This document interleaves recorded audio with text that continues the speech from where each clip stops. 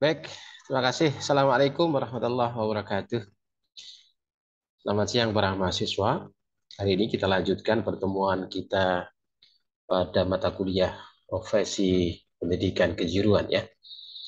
Hari ini kita pertemuan yang ketujuh.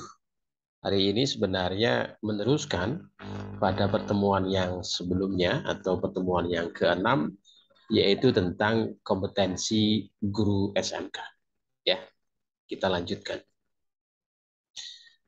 Eh, Seperti yang pernah saya sampaikan pada sebelumnya, pada pertemuan sebelumnya, bahwa yang namanya guru itu salah satu tugasnya adalah untuk menciptakan intelektual kapital bagi para peserta didiknya.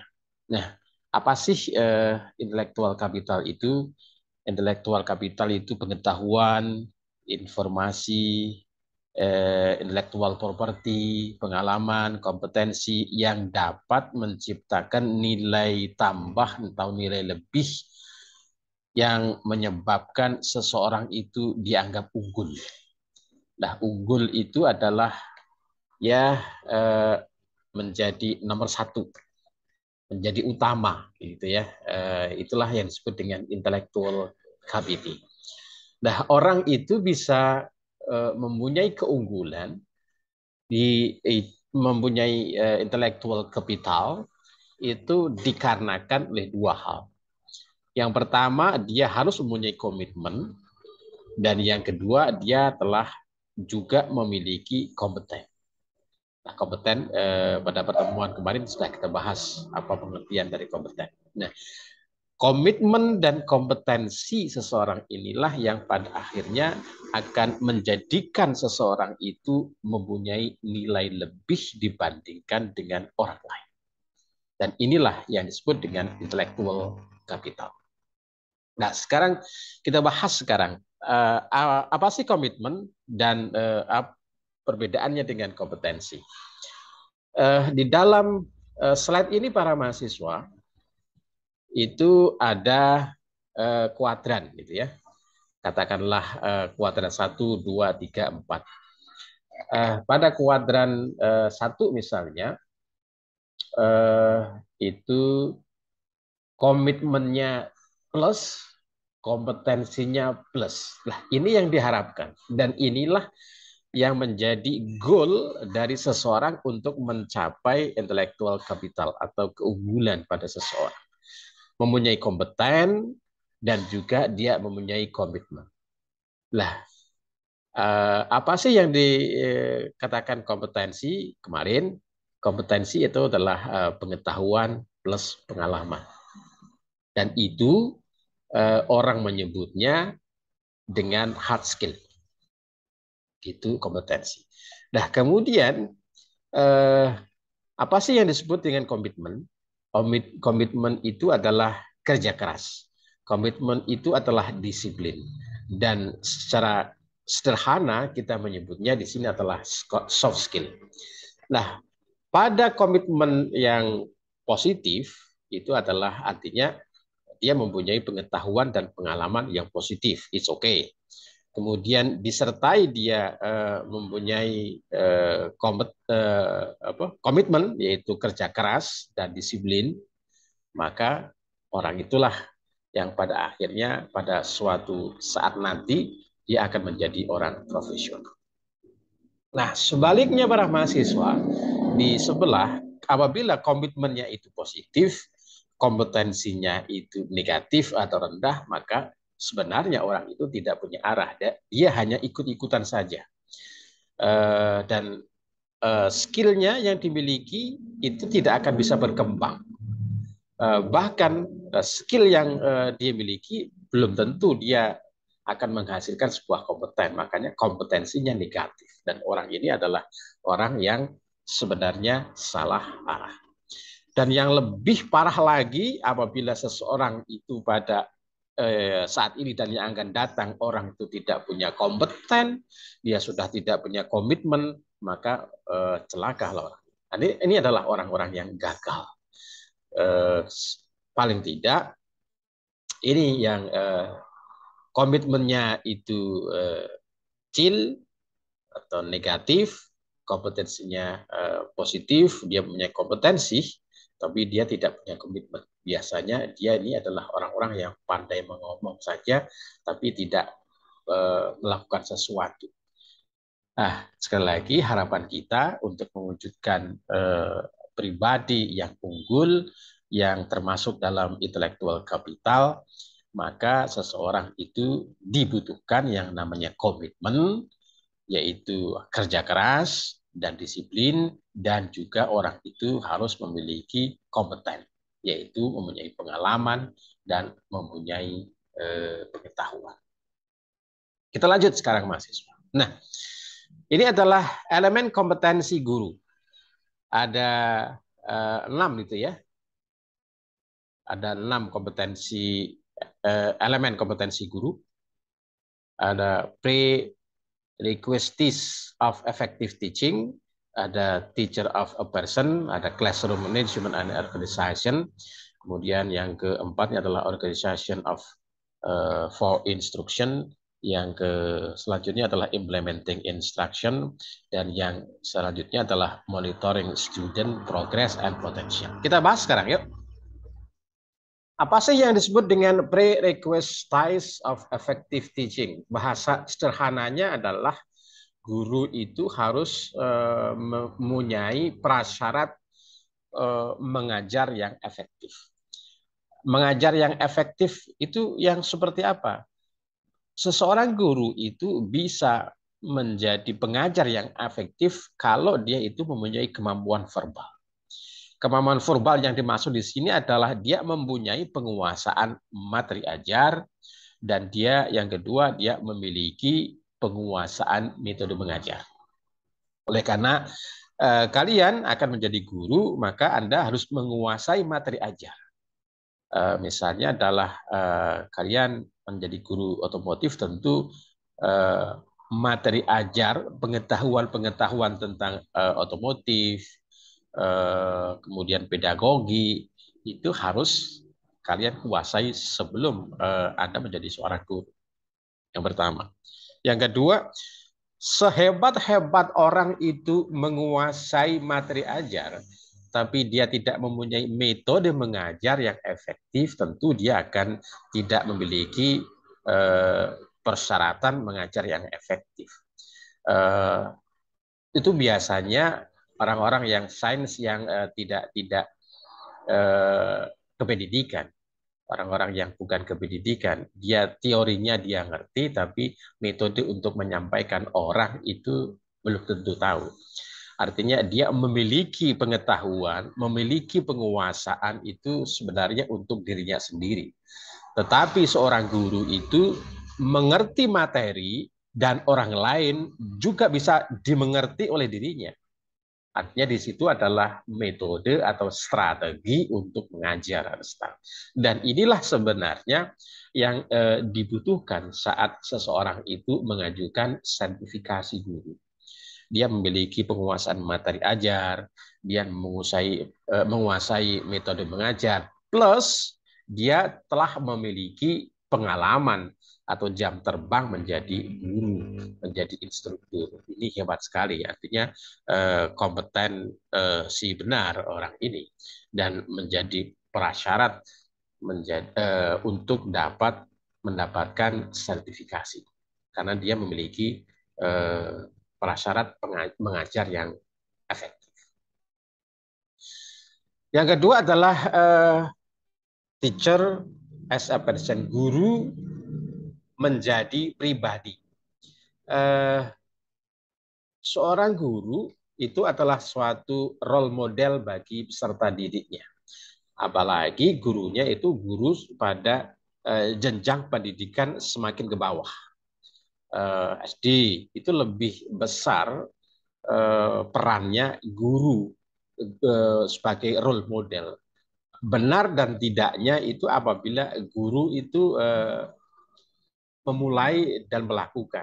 Apa yang dilakukan guru itu bagi peserta didiknya dianggap hal yang benar. Apalagi pada jenjang sekolah yang paling bawah. Nah, ada 5 komponen yang harus dimiliki guru sebagai seorang pribadi. Yang pertama adalah care. Care di sini adalah memiliki kepedulian. Artinya kepedulian ini terhadap peserta didik. Kita kembali flashback ke belakang, yang namanya profesi itu harus mengedepankan kepada pengabdian. Pengabdian itu harus dimiliki oleh orang yang memiliki care atau kepedulian, ya, empatinya besar. Memang di dalam rangka membantu masyarakat, membantu peserta didik, keberadaan guru itu ada.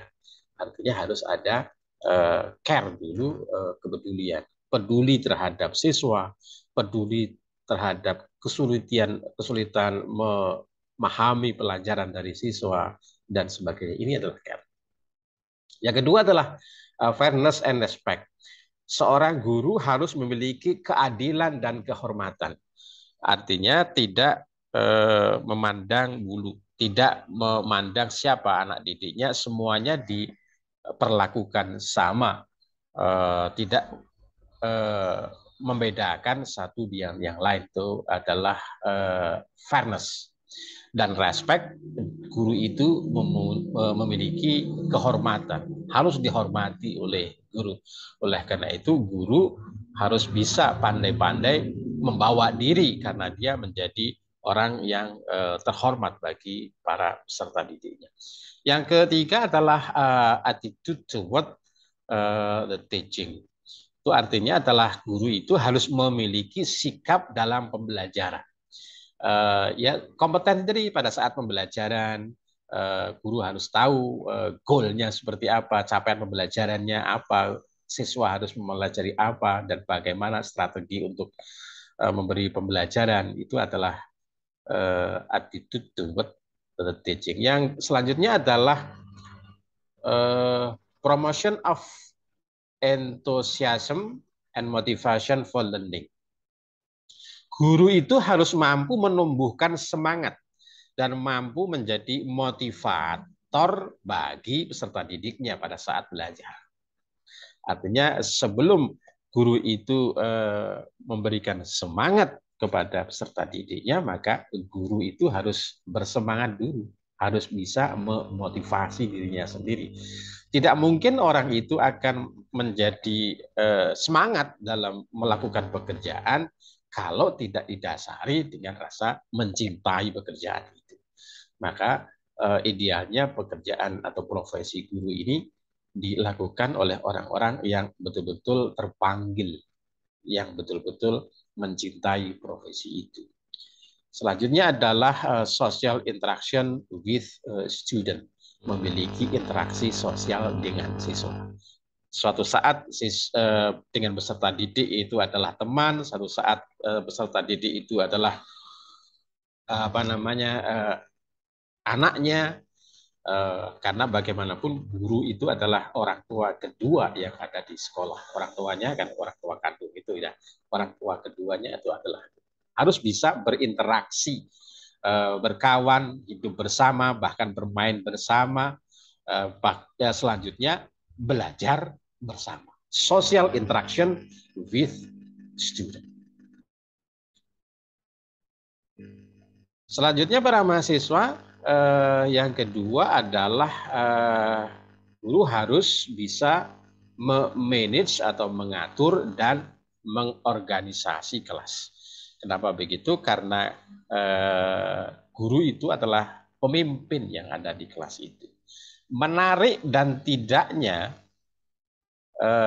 pembelajaran di kelas itu tanggung jawab guru. Oleh karena itu, agar kelas itu bisa menarik, kelas itu bisa mewarnai, kelas itu bisa memberikan semangat bagi peserta didik, maka guru itu harus bisa mengatur. Dan selanjutnya, setelah mengatur, guru itu harus bisa mengorganize dari kelas itu. Selanjutnya, yang ketiga adalah guru harus bisa organization for interaction. atau mengorganisasi pembelajaran. Apa yang dilakukan? Yang pertama adalah expecting student to achieve. Artinya adalah guru itu harus memiliki kompetensi untuk merumuskan apa yang harus dicapai oleh murid terhadap suatu pembelajaran. Mulai dari goal itu adalah capaian pembelajaran kalau sekarang kita bahasa yang sering kita gunakan. Nah, guru itu harus bisa menyusun capaian pembelajaran setelah mempelajari materi ini agar apa. Nah, itulah awal dan akhir dari suatu materi pembelajaran. Jangan sampai menjadi guru itu tidak ngerti akhir dari suatu pembelajaran itu agar siswa menjadi apa atau seperti apa, tidak punya gambaran, pasti orang itu tidak mempunyai kompetensi menjadi seorang guru. Yang kedua, dia harus mensupport, mendukung siswa agar bisa mencapai capaian pembelajaran yang telah ditetapkan oleh guru itu. Selanjutnya para mahasiswa, apa yang dilakukan? Focusing in interaction, fokus dalam pembelajaran. Lah, orang bisa fokus itu pasti orang itu harus sebelumnya memiliki kemampuan atau menguasai materi yang diajarkan. Pasti fokus. Orang fokus itu dia menguasai. Kalau orang tidak menguasai materi, pasti ngajarnya tidak fokus. Ya. Nah, apa yang dilakukan organization around important concept dan question, dia mengorganisasi konsep dari pembelajaran itu dan menyusun question, pertanyaan-pertanyaan yang sekiranya bisa menjadi alat ukur apakah peserta didik itu telah mampu dengan capaian pembelajarannya atau tidak. Kemudian selalu reflektif of student consent, dia selalu reflektif melakukan hal-hal penilaian kepada peserta didik. Kemudian oriented toward standard based assessment, penilaiannya berbasiskan dengan standar, ya. Apalagi guru kejuruan, keterampilan siswa itu dinilai harus memiliki standar. Kemudian yang ketiga adalah maximizing interaction time, artinya adalah penggunaan waktu dengan maksimum. Waktu pembelajaran di sini ya, dengan maksimum, harus memanfaatkan. Kalau misalnya satu semester itu 16 pertemuan, ya 16 pertemuan. Kalau misalnya 14 pertemuan, ya 14 pertemuan. Nah, makanya dari pertemuan-pertemuan itu guru harus bisa memplanning pembelajaran. Pertemuan yang kedua, ketiga, keempat, kelima, dan seterusnya, apa saja yang dipelajari itu adalah di planning. Kemudian interaction strategiknya pertemuan yang pertama seperti apa, kedua seperti apa, itulah maximizing interaction time. Kemudian yang keempat adalah planning and preparing for interaction, artinya adalah perencanaan dan persiapan untuk pembelajaran. Nah, inilah yang implementasi guru itu harus memiliki kemampuan untuk membuat RPP. Dan guru itu wajib mengajar berdasarkan RPP yang dibuat.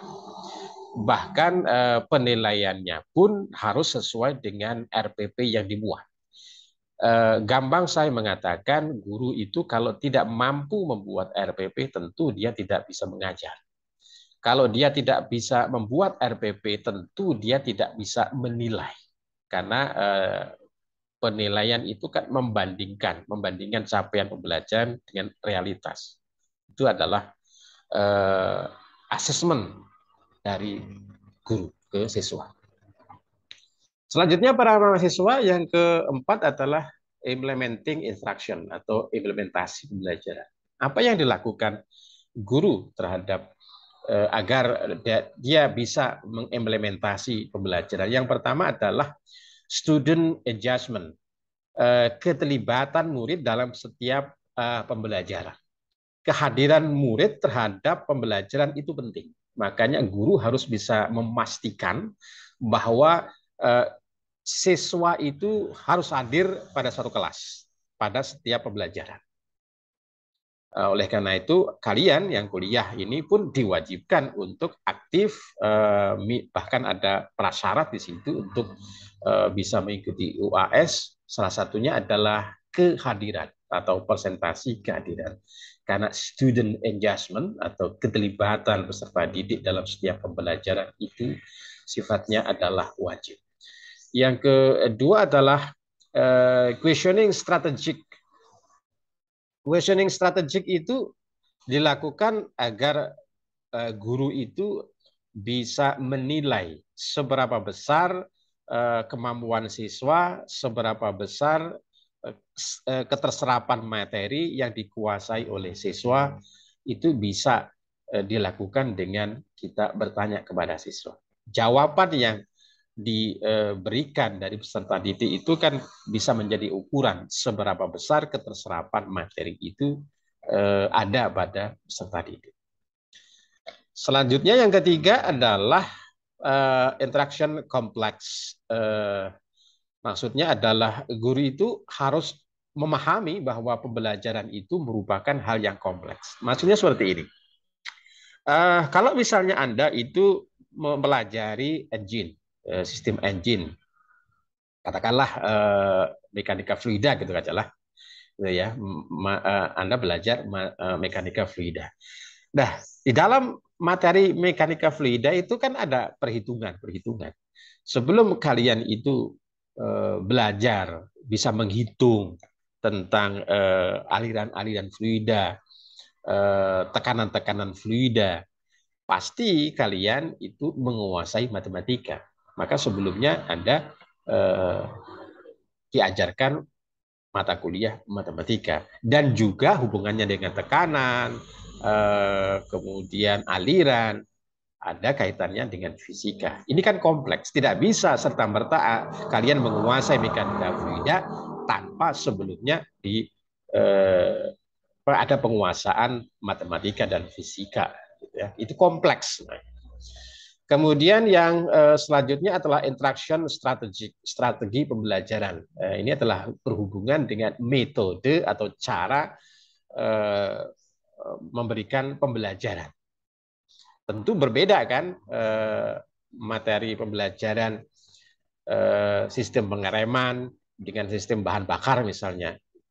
Caranya mengajarkan berbeda, alat yang dipakai berbeda, mungkin waktu yang dibutuhkan juga berbeda.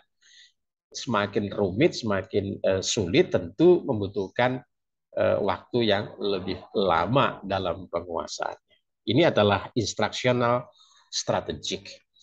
Yang kelima sekarang communicational of content and skill knowledge. Guru itu harus memiliki kompetensi untuk mengkomunikasi materi pelajaran dan pengetahuan keterampilan komunikasi baik tulis maupun verbal seperti ini. Artinya sering-seringlah komunikasi dengan peserta didik, dengan orang lain dan sesama guru. Jangan sampai kita memberikan materi atau guru memberikan materi itu sebenarnya sudah usang karena guru itu tidak berkomunikasi dengan zamannya. Komunikasi itu salah satunya dengan sesama dosen, harus sesuai dengan zamannya. Kita lanjut para mahasiswa. Nah, kalau kita bicara tentang kompetensi guru sebenarnya para mahasiswa, ada beberapa regulasi yang mengatur tentang kompetensi guru. Dimulai dari Undang-Undang Republik Indonesia nomor 20 tahun 2003 tentang pendidikan nasional, kemudian Undang-Undang Republik Indonesia nomor 14 tahun 2005 tentang guru dan dosen, PP nomor 40 tahun 2008 tentang guru. Ini adalah regulasi atau perundang-undangan atau dasar hukum yang mengatur kompetensi guru. Nah, satu contoh misalnya adalah PP nomor 40 tahun 2008 itu mengatakan bahwa guru itu perlu pelindungan. Makanya di situ fungsi dari pelindungan dibentuklah lembaga-lembaga profesi yang tujuannya mensejahterakan dan melindungi dari anggota profesinya. Ini adalah PP nomor 40 tahun 2008. Nah, kalau kita bicara tentang kompetensi guru, ada 4 kompetensi para mahasiswa. Nah, ini kalian sebagai calon guru harus tahu betul dan hafal betul pada suatu ketika kalian akan mengikuti ujian kompetensi guru UKG.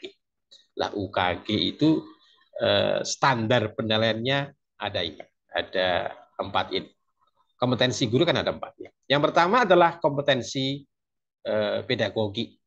Itu salah tulis ya, pedagogi. Yang pertama adalah guru itu harus memahami peserta didik dengan mendalam. Guru yang bisa memahami peserta didik secara mendalam ini indikatornya gampang. Guru itu hafal apa enggak nama dari siswa atau peserta didiknya. Hafal enggak dia dari mana orang desanya, tempat yang tinggalnya. Semakin banyak yang dihafal, maka guru itu lebih banyak memahami peserta didik dengan benar. Yang selanjutnya adalah dia melakukan rancangan pembelajaran. Artinya di sini adalah kemampuan guru untuk membuat RPP, rencana pembelajaran ya, pada program pembelajaran. Ketiga, melaksanakan pembelajaran. Tatap muka di kelas, bertemu dan belajar bersama dengan peserta didik, ini adalah melaksanakan pembelajaran.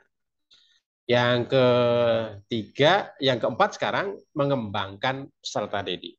Nah, dari yang pertama tadi kita mengenal lebih mendalam dari peserta didik, namanya tahu, tempat tinggalnya tahu. Nah, pada akhirnya karena mendalam itu, guru itu pada akhirnya akan ngerti bakat anak itu apa, minat dari peserta didik itu apa, bakatnya peserta didik itu apa.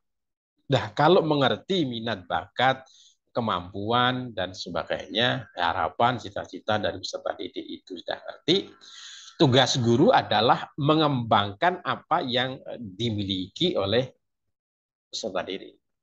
Lah, untuk bisa mengembangkan itu kan guru harus bisa mengenal, mengerti dan mengenal potensi yang dimiliki oleh masing-masing peserta didik.